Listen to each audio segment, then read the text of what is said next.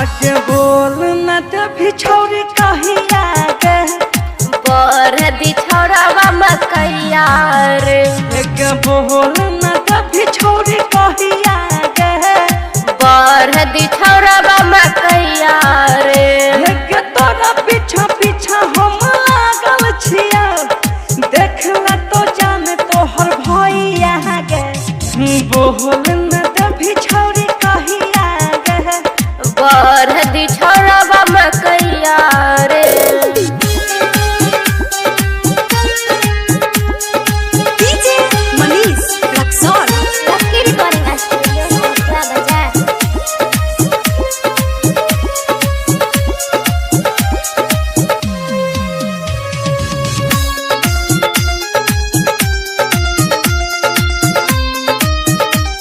क्या नाम है आपका? राजन राज।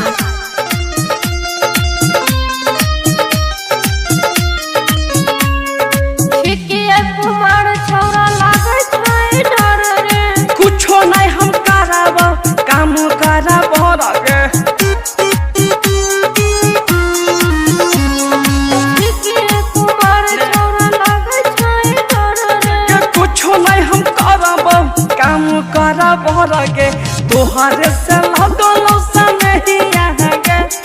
बर दी छौरावा मकैया रे बोला न तो जब ही कहिया गे बर दी छौरावा मकैया रे डीजे मनीष रक्सौल डीजे राजन राज।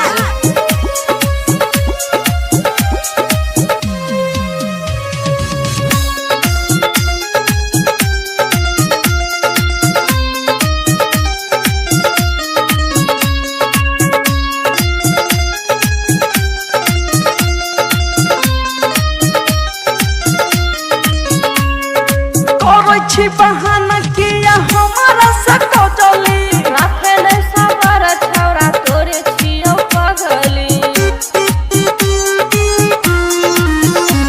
के करै छी बहाना किया हमारा से कटली राखे नै सबर छौरा तोरे छियौ पगली के कहै छौ छौरा वाला चाहिए गे बर दी छौरावा मकैया रे बोला नहीं तो जब ही कहिया गे बर दी छौरावा मकैया रे डीजे राजन राज।